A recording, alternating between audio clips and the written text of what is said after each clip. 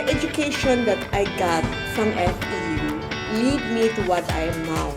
FEU had impacted on me personally as well as my career.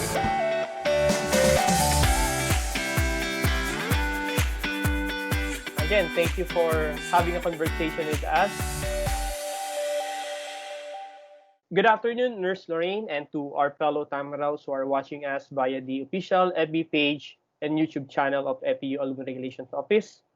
Welcome to the first episode of TAMCon or TAMaraw CONversation. We are fortunate to have Nurse Lorraine Pingol, the viral nurse hero who helps a street dweller to give birth in the sidewalk, as our featured alumna for this episode. Thank you again, Nurse Lorraine, for agreeing to have a conversation with us today. Thank you so much also for inviting me. Yeah. It's my pleasure to be here. So it has been a week since I've seen the viral photo in Twitter, and since then, I personally followed the story across social media, and I even watched your CNN Philippines interview. You definitely had a very busy week. So my first question is, kamusta ka? Well, napagod po ako sa interviews. Hindi.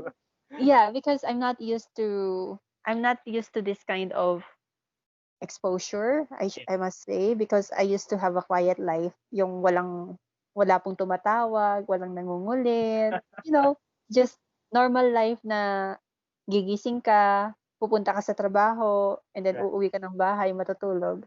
And then recently, yun nga, sunod-sunod po ang mga tawag. So, somehow nakakapagod siya on my part, but although I felt a bit tired, nagpapasalamat po ako sa mga blessings na dumarating recently.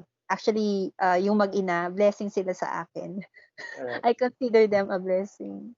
Yeah, because a lot of media organization featured you. So this time we'll be focusing more on your FEU life and other parts of your stories.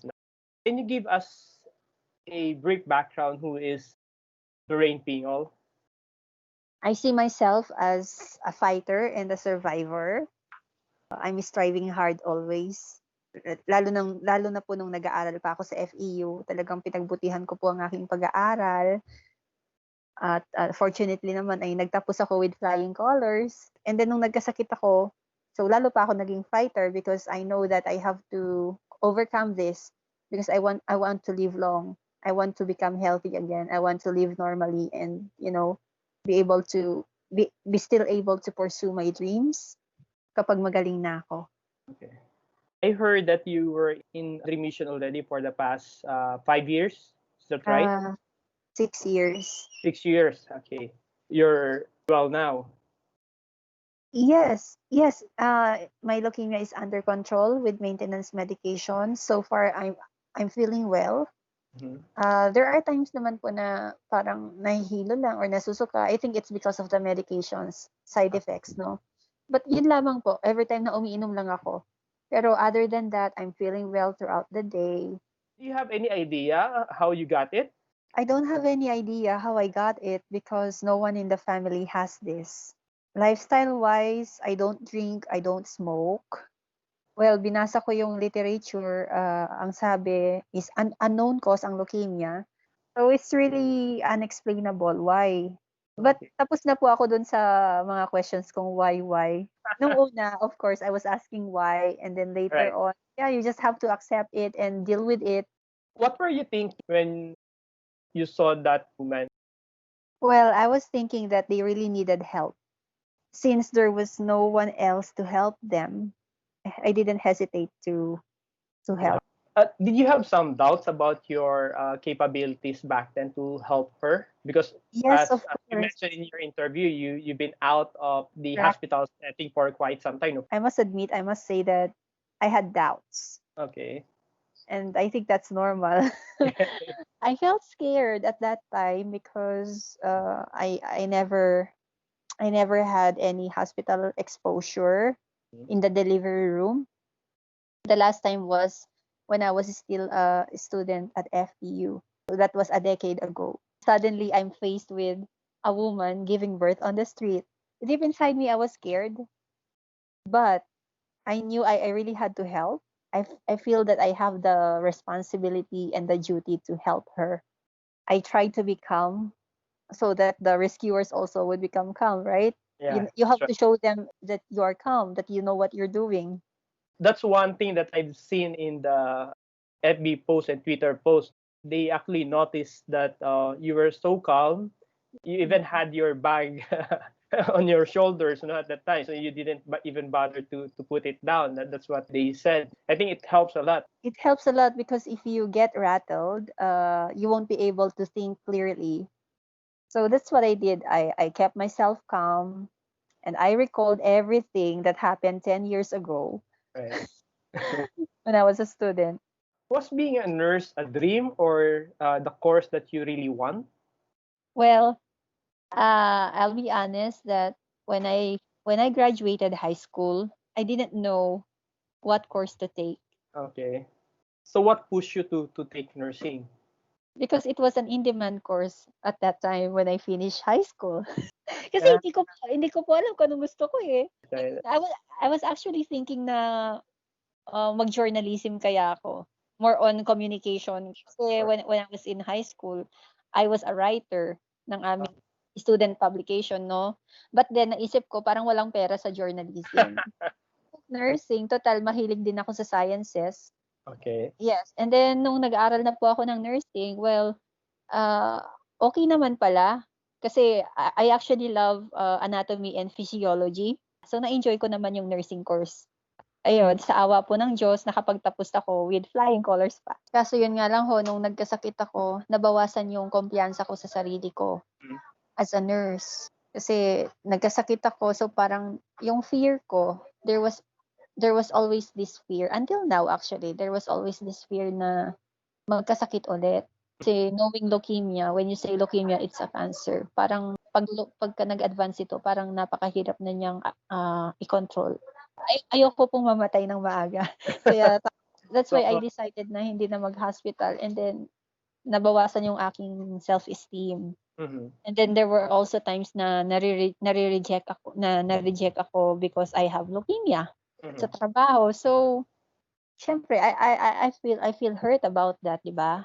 Well, Right. actually last year when I came back from Japan, nag-apply po ako for a nurse job in Germany because Mhm. they're hiring nurses. Right. Well, pumasa ako sa interview with the employer but then sa medical, Mhm. pinagsak nila ako. Why? Because I have leukemia. Yeah. Even if my blood test, kasi 'di ba sa medical may mga blood test po. Right. Lahat po ng test ko was normal. Pero dahil doon sa medical history ko, dineclare ko na meron akong leukemia, automatically bagsak ka. Mhm. You had that before you went to Japan or Yes, sir. after?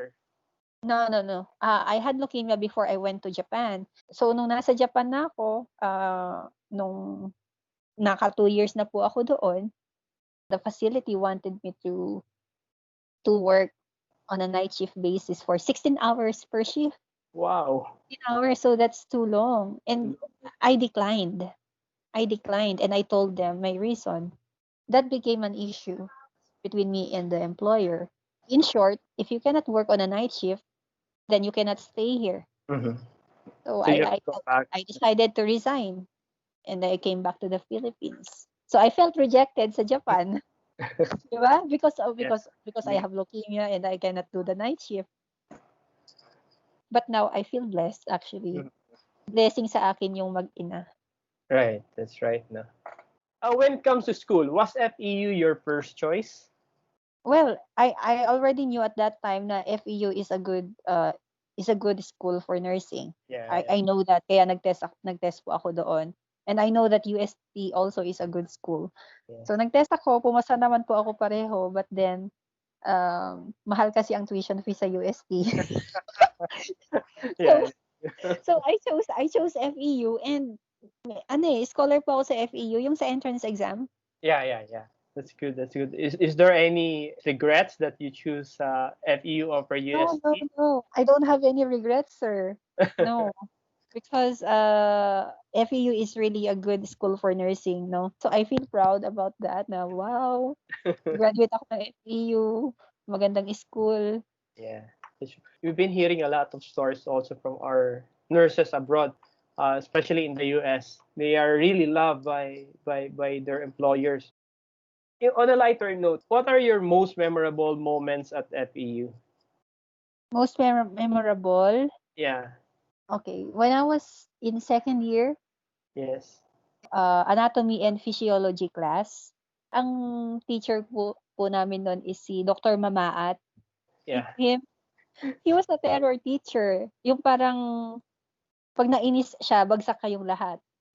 Mapapaaral ka talaga doon. But, fortunately naman, ang naging memorable sa akin dun, Dok, kasi, recitation po ano, walang gustong sumagot. He called my attention. Best student in class, tapos tiningnan kaming lahat na gano'n. "Yo!" sabi niya, tinuro niya ako. Parang nakita niya ako na gano'n ako. So, he's a terror teacher, isa siyang doktor, perfectionist. Tapos gano'n ang tingin niya sa'kin. So, memorable 'yun sa akin, of course, bilang estudyante. That's right. Then another one is nung nag-graduate nga ako as cum laude. Memorable din po 'yun. 'Yun yung mga memorable ko po. Ay, by the way, sir, I also joined theater plays. Yeah. Okay. Nag-audition po ako and natanggap po ako. So ayun, nag-join ako ng isang play doon, A Midnight Summer's Dream. Which of the FEU core values do you think more of these days? Resilience. Resilience. Yeah. Yes. Pagiging matatag.